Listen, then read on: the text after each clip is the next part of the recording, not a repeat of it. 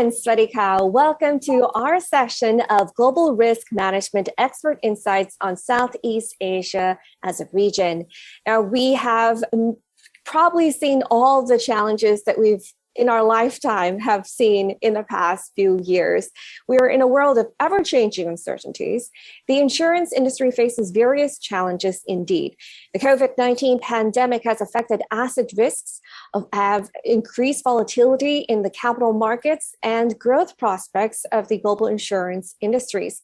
As the impact of the climate change becomes more prominent, regulators may consider using insurers to counter it. So in addition to that, we're also seeing the increasing number of businesses bringing about a demand for new and different insurance service solutions. So during our panel discussion today, we are going to talk about the top global risk management perspectives.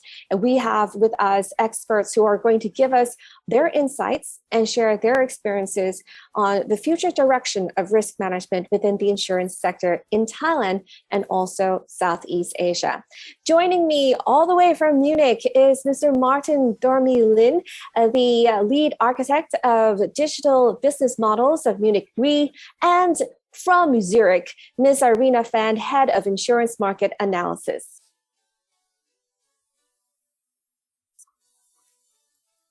Hello, Swadika. Hello, everyone. Can you hear me? Yes. I just wanted to say also, Ms. Irina is from Swiss Re. Thank you so much for joining us today. Before we start our talk, I'd just like to ask both of you to give us a little briefing of what you do and what your company does. Sorry. Can we start with Irina? Yes. Thanks. Very happy to see all of you today. So my name is Irina, and then I'm based in Zurich. I work from the Swiss Re Institute, which is actually a research arm of Swiss Re. And, basically, I think we produce a lot of research publications out there. I think many of you may be well aware of our flagship publication, Sigma. So the Sigma report is basically the product of my team. So we have a global team of researchers, really about 30 people, 30 researchers based in different parts of Asia, China, Hong Kong, Bangalore, as well as, in US and also in Zurich. So, if you don't know what's our flagship publication, reach out to me. I can share with you more in-depth analysis. Thank you. Definitely exciting. Martin? Yeah, hello. Welcome also from my side. I'm Martin Thormaehlen, working as lead architect for digital business models, as you mentioned before. And what is this all about? So we basically want to explore the new opportunities that are out there in the market to see how can we tackle the new risk and how can we build also embedded insurance as an example. And working for Munich Re now since 10 years, I have learned that Munich Re has been founded in 1880 already, so it's more than 140 years old. And we work also on a global scale and have roughly 40,000 employees globally. And with that, we are working in life and non-life insurance, obviously, in primary and reinsurance industry. And as well, we now also build more and more digital services to counter the new challenges. Thank you so much for joining me today. I know that it is a bit of a hassle in terms of connecting through technology, but we are here. Before we start with the questions and our main talking points, I just want to invite the audience to take part as well. We are an interactive session, so you are more than welcome to, type in your questions to any of the things that we talk about today, and we're more than willing to help you out with that. And we'll try to incorporate the questions during our discussion. Okay, so the first question is, what are some of the major risk factors that the insurance industry is currently facing? I think it's very obvious that we are facing a lot of risks right now, but perhaps maybe we can just look at it in a refresh, refresh the button of our screens and just look at what are the major risks that we are facing right now currently at this time. Who would like to start? So maybe I can, jump in first. So I think I would highlight on three major risks. So first of all, I think at the beginning of the this session, you have already mentioned about climate. Climate risk is really, I think, very hot topics right now. And then also because of, from the insured losses, economic losses, we also see the prominence, the rising severity and frequencies of the weather-related event.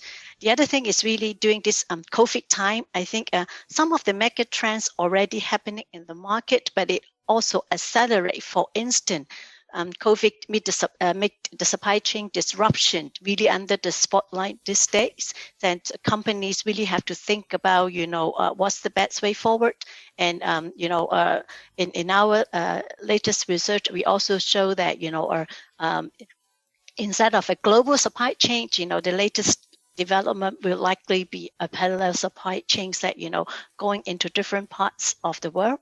And then the third one will be like, even or during this COVID time today, we are connected virtually, so it really accelerates the digitalization. Well, that affect business operation as well as how you really engage with your consumer and also the consumer expectation as well. So I think I will highlight these 3 points. Thank you. Oh, very interesting. Martin, do you agree? Yeah, I couldn't agree more what Irina just said.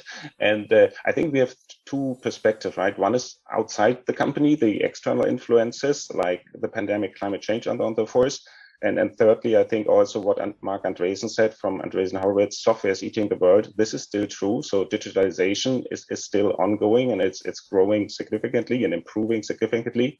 And this leads then to the internal risk factors of a company. So the internal insurers typically have still that legacy technology stack, and they need to overcome this. They need to be able to have business continuity measures. If everyone needs to work from home, is this always working? And what can we do if it's not working? And then last but not least, also cyber is a huge topic, right? While now more and more employees working from home and everybody's working from home and more technology is used, we have to make sure that cyber is we are aware of that, and that we can also have the right tools and products to counter this and be safe. I think it's excellent that we're laying out very clearly the 3 main areas that are of concern. And for some of us, maybe it is something that maybe people haven't thought about. First, let's talk about that climate issue, the climate change. It's been talked about for quite some time.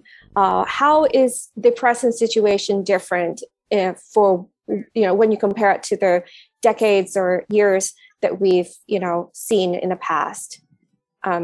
Irina? Yeah, so I think, put it that way. So climate change, I think, has long been there, but probably, we don't really have sufficient data to show it, to show the impact. And the other thing is it is a non-linear changes. So that means, if you look at all the scientific research, we can see that most of the impact of climate change will be seen by the year 2050, the mid of the century. But if we don't take the action today, if we don't do the action now, the impact, we can see the impact could be very severe in the future. I think if you look at, the insured losses, for instance, for the past few years, I think weather-related or secondary perils took about 70% of the overall losses, compared with, or 10 years ago, it's about 20-30%. You can see the prominent. And then the other thing is, lately we did research to look at the economic impacts of climate. If nobody do anything now, and in a very extreme scenario to the one that if the temperature increased by about over 3% by 2050, the global GDP, according to our estimate, will decline by 18%. The world's GDP will be about 20% smaller than today. So this is really alarming that no action is not an option today. We have to make sure that we do something to deal with that. Martin, do you have anything to add? Not really at this point in time. I think Irina phrased it perfectly well. And for me, it's then how can we change this behavior firstly, and secondly, how can we adapt on the pricing side, right? So we need to make sure that the pricing is still, so that the insurance risk pricing is still appropriate, and that we see, okay, where can we really take risk as insurers and reinsurers, and where do we need to speak with governments and other regulators, what else can also be done to prevent this firstly from happening, and secondly prevent the major losses. So like, does it make sense, like in Germany with this huge flooding, does it make sense that we reconstruct the buildings in the same area, or should we think differently, that the houses are built in a more safer environment basically, or safer area? I think definitely for our talk, I want to tackle each issue that Irina just laid out for us in detail. And so for the other two, we'll get into that, but more on the climate and its economic potential losses that we're seeing here. We were going to talk about this like 20 years ago or something, I don't think it would have been as seriously taken by the overall, audience or the world, but now it is a concrete problem. What effects have you seen this issue had on the insurance industry overall? Any of you? Yes. So I think definitely just echoed on Martin have mentioned. It's like that, the industry is now trying to build in the modeling with the climate impact. So it will definitely also affect the pricing. So this is the way to do it. And then when we talk about pricing, people often talk about it's more about the insurability, right? So if nothing, as I mentioned, if no mitigation actions, taken today, then it could become the risk becomes I would say uninsurable in the future. So that's why to us was like, if you think about the numbers, the risk is scary. But the industry really want to have, for insurance industry, our core value is really to have to make the world more resilient. So that's why, we would like to be part of it. We definitely want to give out solutions to that. But as also on, echoed Martin have mentioned that, there needs to be some behavioral change. So that's why we have the commitment to the net zero emissions by, 2050. So on the country level, everyone need to work towards that, a goal, right? But on the company level or on the individual level, we also have to think about, also how to really reduce the emissions, right? And then also, Martin have mentioned a very good point is that we really have to think about, some of the things like, the zoning, whether or if you look at, we also did some research to try to look at it. What are the drivers for instance, for the insurance premium or the losses? So economic development and urbanization are actually the core part of it, and climate is account for about I would say 20-30% of some of the impact. But the point is, if we know that some of the coastal area, they will be subject to the exposure, more risky, they are really up to very, very high risk area. Do we still want to expand or, rebuild after the disaster, or even for urbanization or economic development? Should we look at it, which zone should we still continue to move into the risky area? So that's why, in a saying was like, we have to be smart to put our asset. Where do we put our asset? Do you want to put to a safe place, right? Rather than put to a more risky place. You build your building there, you put your business there, that could be more risky. The other thing is like, even though when we try to move to whatever safer area, so we have to also think about maybe some building code really to help improve the safety standard, and then our green infrastructure. All these are the mitigation actions that we need to do it today. So I think the insurance industry cannot work on its own. So private-public partnership is important, and also from companies and individuals, commitment is also important to achieve that. Yeah, I've been hearing this echoing in all of the various talks I've talked in terms of various other industries as well. The collaboration is key. That's the key word, collaboration. Martin, how is this, the environmental impact issue changing or evolving the role of the insurance industry? Obviously, it feels as if there's more expectations, right? Yeah, so what I can basically say as an architect, firstly, back again to pricing. So we also try to get more and more external data to get a better pricing and get better risk measures so that we know what kind of data is available and then we can adjust the pricing. That's one. And on the side of how can we basically heal the current situation, we also try to adapt our investments into more environmental friendly energy, like windmill energy or green tech and so on and so forth. So I think it's important that we all take our measures to improve the overall economic situation globally and try to avoid coal and others going forward. Okay, now let's go and look at the impact of COVID-19. As Irina mentioned there are two certain factors or perspectives that are very interesting. One is the disruption, if I heard you clearly, the disruption on the supply chain. Is that right, Irina? Yeah. Can you give us a little bit more details about that? Yeah, I think well before the COVID, we can see that for the world, really we have a global division of labor. For instance, in the region, in the Asia Pacific region, it is a very key important hub for electronic products, and many of the countries are part of the supply chain. So now we are also very close to the 10 years anniversary of the Thai flood. Remember, right? That's the time really caused a lot of disruption to the auto industry, year, right? Yeah, I just wanted to add this year, we're also seeing floods as well. So it is definitely something that is just not a one-off thing. Yes, sorry, continue on, Irina.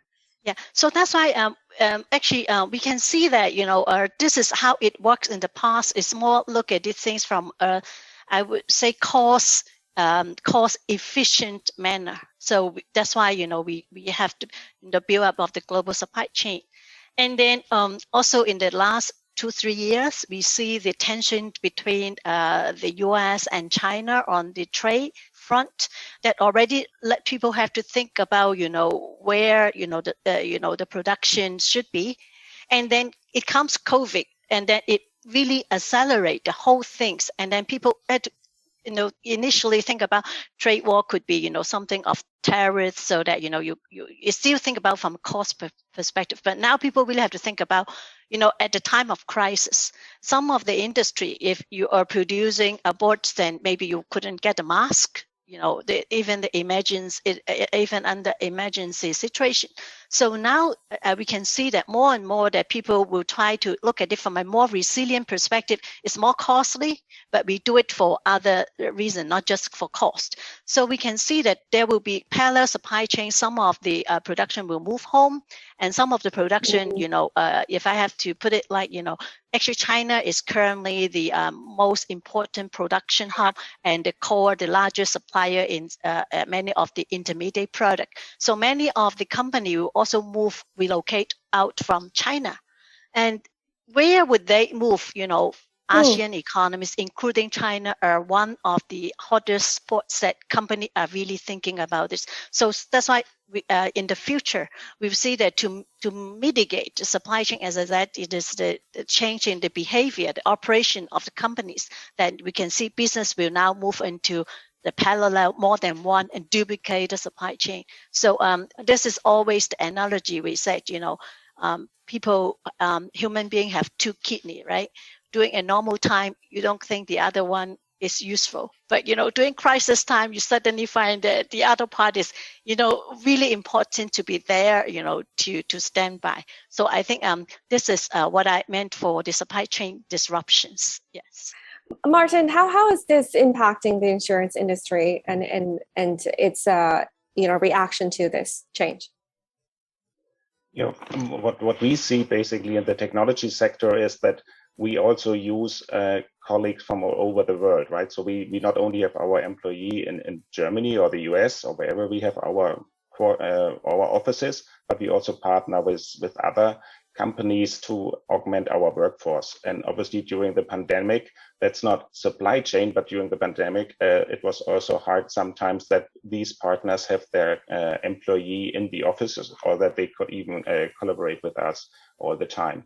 So this is, it's not the supply chain in the economic sense or in the trade sense, but more in the sense of also working together and being part of the end-to-end technology work that our IT is running all the time. I think this is crucial for all insurers. If you outsource parts of your business or you work together with claims adjusters and others, that you make sure that you partner with companies where the employees can also work in these times, and that they have the equipment, and also that they can protect the data that they are working with. So data privacy is a huge topic when you're working from home.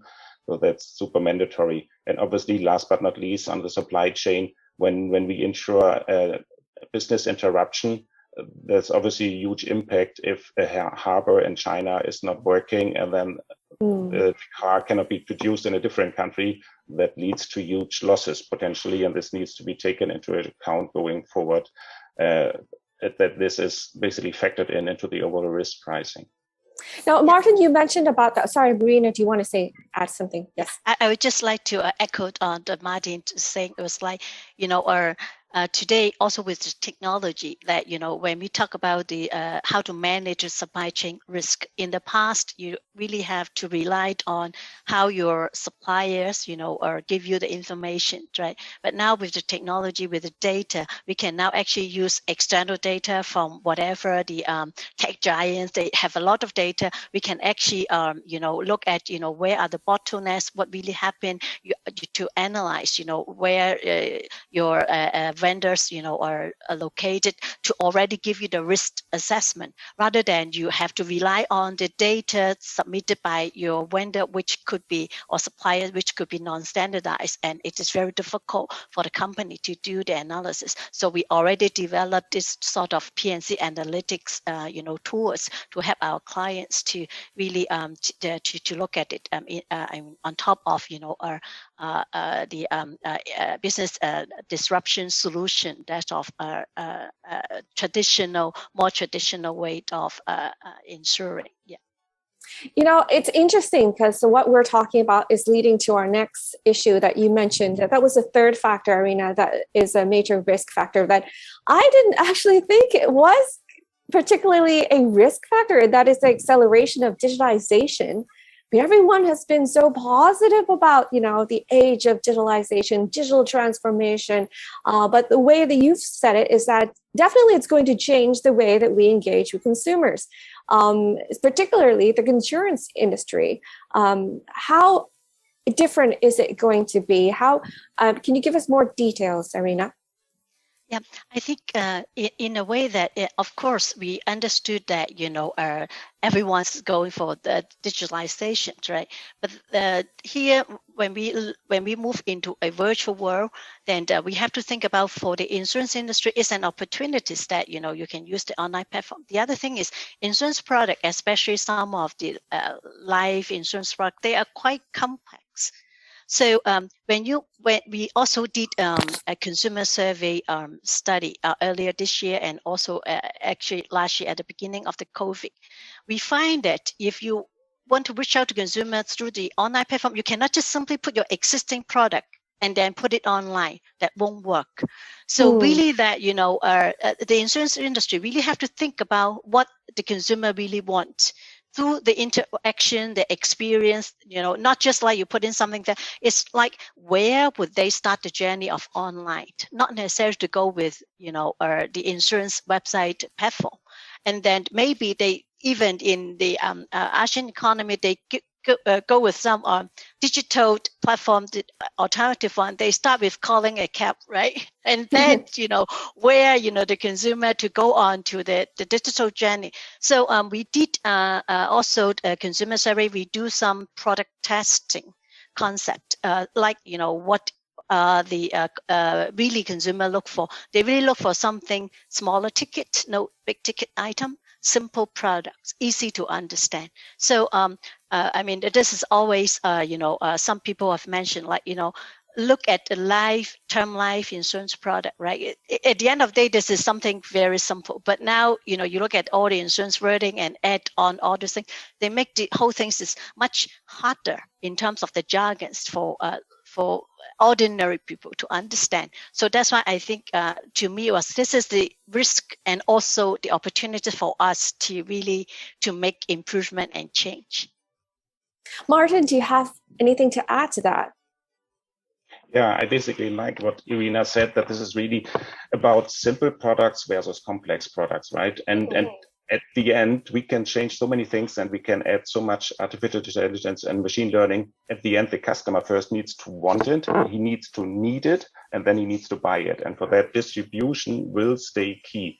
And here we have complex products where we need portals for our agents that can easily help them understanding the product and trying to bring this to the customer, that the customer understands it, and then sell it via an agent portal.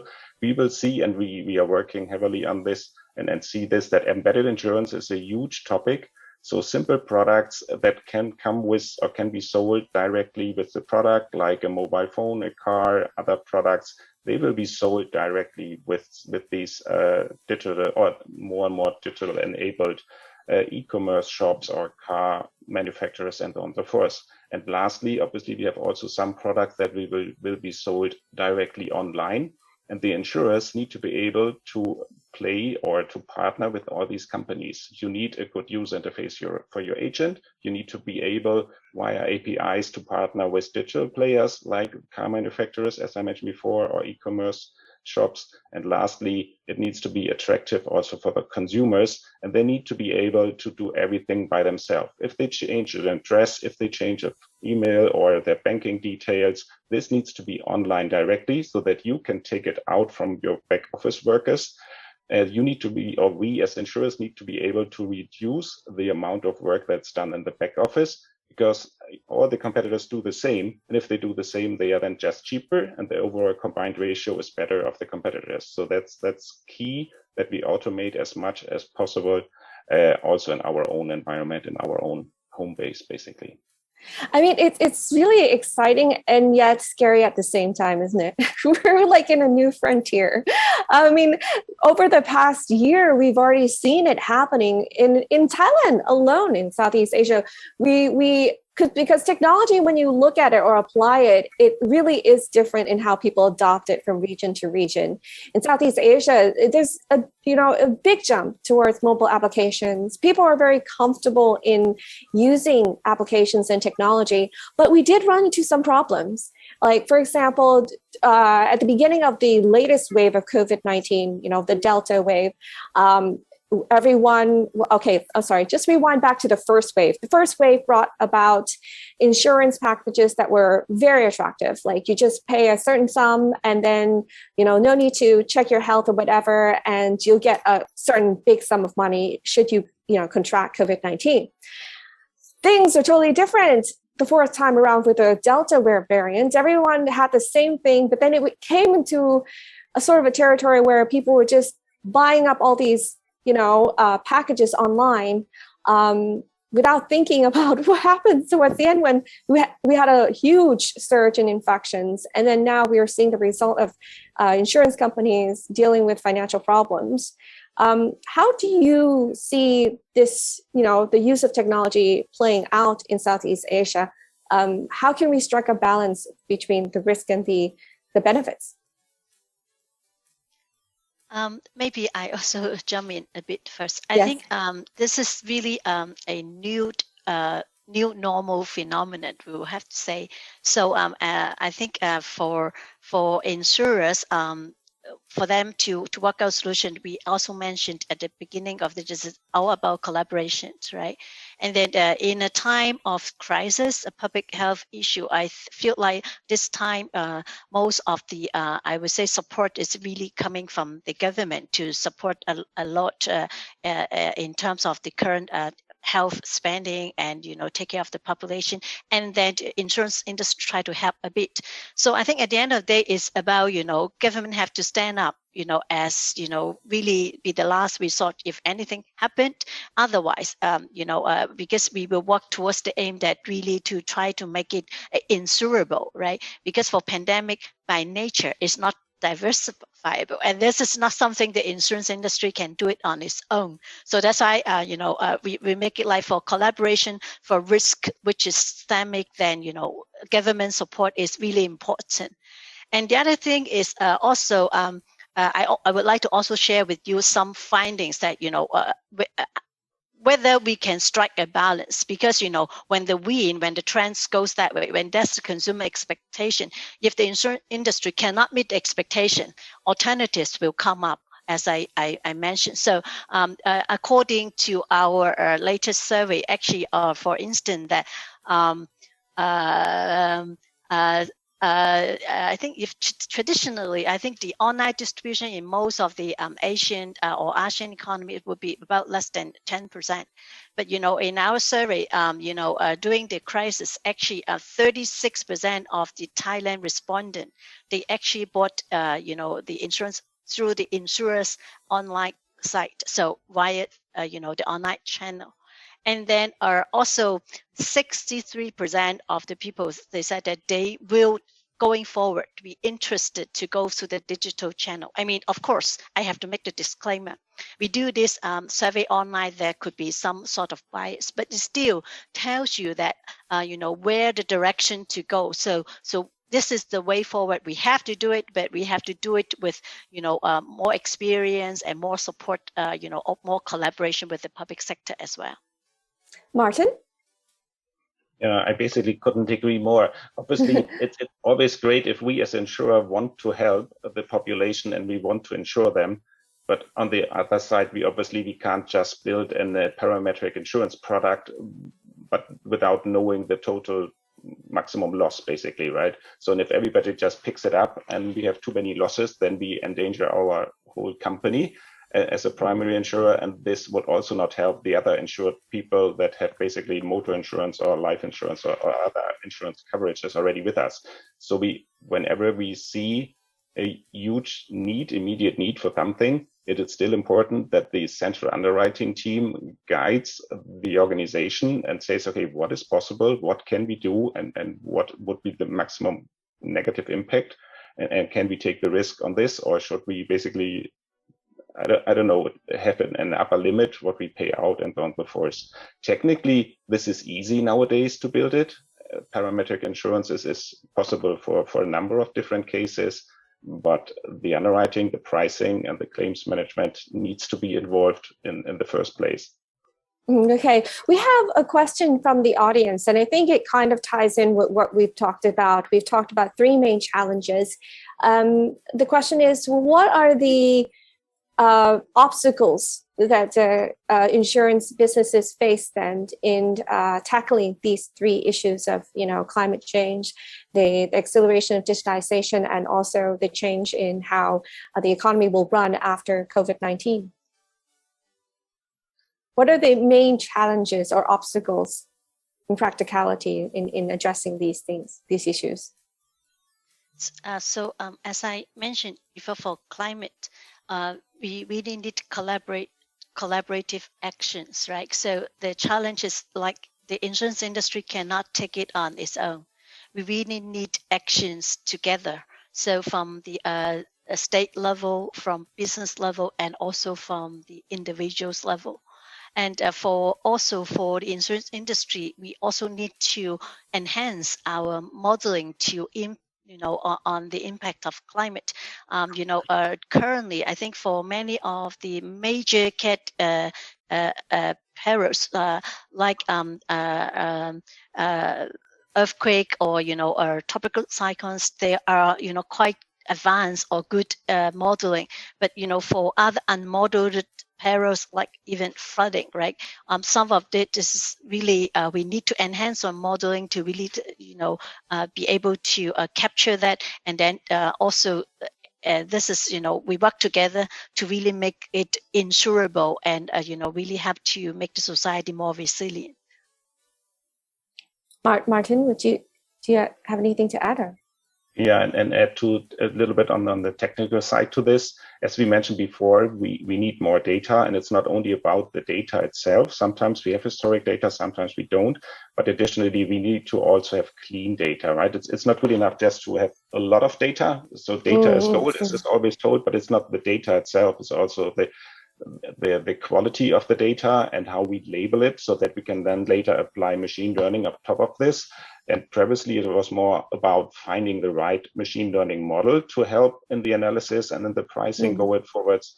Today, it's now more about the data, the right labeling, and the data comes first. The models are all there. We just need to have the right data, then also have meaningful answers to the questions that we are currently facing. And with that, I think for prime insurance carriers, it's super important that they have their data and that they have a clear data structure, clear data architecture and roadmap, how they want to improve it over time, so that they know their portfolio better than before, and that they also bring together the policies and the claims data and analyze it in an even more and more better way going forward, so that the pricing can be adjusted going forward in the right way. Okay, to the benefit of customers and also the insurers. Thank you so much, Martin. Real quick here, another question is, how is the risk management landscape in Thailand different from the rest of the world? I think we perhaps add in the Southeast Asian region as a whole as well, and maybe your expectations for the future of the risk management landscape here in Thailand and Southeast Asia. Irina? So maybe I just get back to the economic of climate risk. I mentioned globally that, if you don't do anything, and then in the extreme scenario, the global economy can, reduce by 18%. Actually, for ASEAN, many of the ASEAN countries and Thailand, they are sitting on the very hot area, right? When the temperatures goes up, they are actually more vulnerable.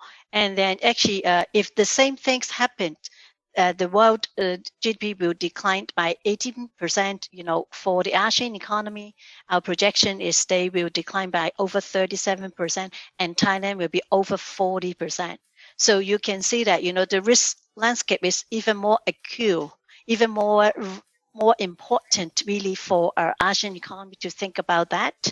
But the good thing is, we mentioned also that, due to the supply chain, that, from the perspective that sort of the relocation that ASEAN economies are top on the business, mind that these are the places where they have the productivities, they have the business environment, and that they have some established, production capacity there to really to expand and relocate there. So I think, so that's why it also brings to the other thing was like where, even though when we say into ASEAN, where do we put, right? Do we still put them into the very risky area, or we have to think about, to really further develop, other, area? And then for ASEAN economy, also we have to think about from the regulators' perspective, right?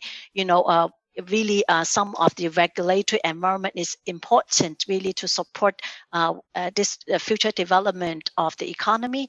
And the other thing we also have to think about is, from the insurers and reinsurance perspective, because reinsurance or even insurance is a very global business. So that's why in terms of the regulations, the good thing is that we can see a lot of more relaxation, regionalization, but then to us, it's really important that we have a regulation that facilitate global business. Otherwise, it would be very difficult for a reinsurance industry really to offer the best capacity from its capital. So I think this also I also like to echo from Martin's perspective about the data, right? For instance, even for the naked data today, we don't find a lot of sharing among countries. But if there's a typhoon hitting Asia. They don't care whether it's Philippines or Hong Kong or, Malaysia. They just hit everyone. So the sharing of the data is really important to be able to let us better understand the risk and then be able to offer better solutions. So maybe Martin can add a little bit more from his insight. Martin. Yeah, good point. So from an economic point of view, I think Irina covered it all and much better than I could do as a technologist. From an architecture point of view, if we compare Thailand with the rest of the world, I think it's not that much different, right? So we have regulations in different countries, and Thailand is one example of this, but we have also GDPR in Germany. We have other regulations coming up in California and in the US. We have it everywhere, and this is what global insurers need to face with. Technology-wise, we have the opportunity that more and more global players, and in the area of cloud, they are also available in many countries. So we can basically build something in one country and then deploy it with the local adaptations also in other regions, like in the Asian region, being Australia, Thailand, or Japan, or elsewhere. So to me, this is not that different. However, we always need to make sure that we protect the data of our customers and our own, and that we make sure that we don't get hacked by cyber threats. This is also not a local problem. This is a global problem. And here we need to make sure that we have the right skills and the right people in our company, or we partner with other companies that can make sure that we are protected and that we protect the data of our customers and don't get into a breach, which is a more rising problem going forward, right? So data breaches are heavily expensive if it comes to that. So we as insurers must make sure that this is not happening. I'm so limited in time, but I have so many questions because our conversation is so really quick. Then, what are the key competencies or skills? I think this is going to be useful for our audience. What are the key competencies or skills needed within the insurance companies to tackle the rapidly changing environment that we're facing nowadays? Well, maybe I think for Martin and his discussion, we talk a lot about our tech-related skills, right? But here I would also like to bring in a different concept that it is also very important today. It's about the ESG, right? So the diversity is also diversity and inclusion is a very important topic, especially maybe without that we are under leveraged. For instance, the gender one, right?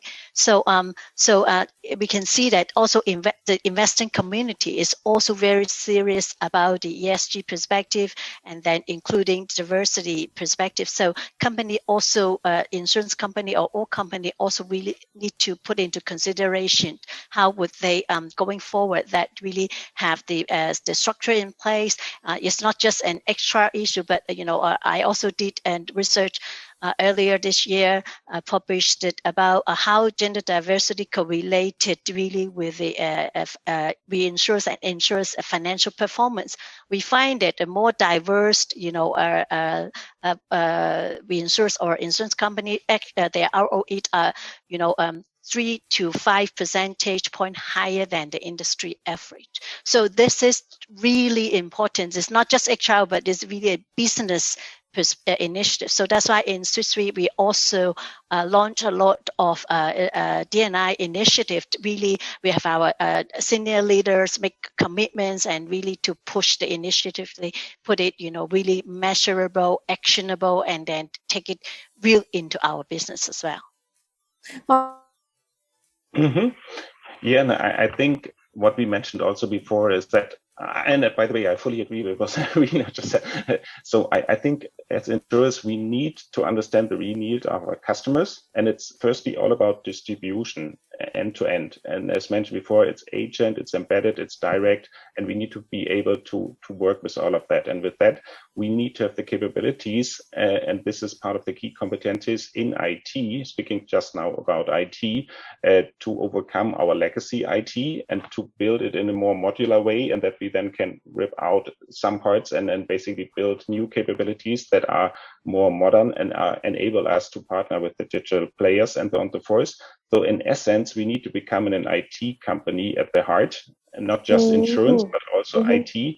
And additionally, I think it's important, since all the trends, so I'm also leading the Czech trend radar of Munich Re, everything is improving at an exponential pace, right? So Moore's law and Wright's law with the experience learning curve effect and so on and so forth, it all leads to the fact that we have the changes in a much, much faster pace going forward. And insurers can't build everything by themselves, so they need to ask themselves, okay, what additional capabilities do I need, and with whom do I partner? Do I partner with an insurtech? Do I partner with one of the large players in the cloud space? Or do I partner with Swiss Re or Munich Re for certain services that we offer? I think, and Munich Re doesn't do it by themselves alone also, right? We also partner with other partners, with other companies, and I think this is key going forward. Build trusted relationships to others, and then overcome your legacy, and then become the next gen insurance company as such. And with that, yes. Lastly, perhaps I think it's important that we always benchmark ourselves. Okay, what are others doing? What are other insurers doing? But not only other insurers, sometimes disruptions come from a different industry. And here we need to ask ourselves, okay, what could company ABC do if they also want to sell insurance? And then according to that, build a plan of action and then act on that one. Right? It's a brilliant session. I think we had a brilliant session. We might have started with the doom and gloom of the challenges, the risks that we have in the world, whether it is the environmental impact, the result of COVID-19 on our economy, and also the digitalization of things. But all in all, though, the risks are there, but we have tools, as we can see here from Irina and Martin. Thank you so much for sharing your insights and experiences with us. Thank you to the people who've given the questions to us for our speakers today. I'm sure that our talk, even though it was a bit brief, gave you the essential things that you need to know about the risks and how you can manage it all within the insurance industry. Thank you so much, Martin and Irina. ขอบคุณมากค่ะ. Thank you. Thanks for having us.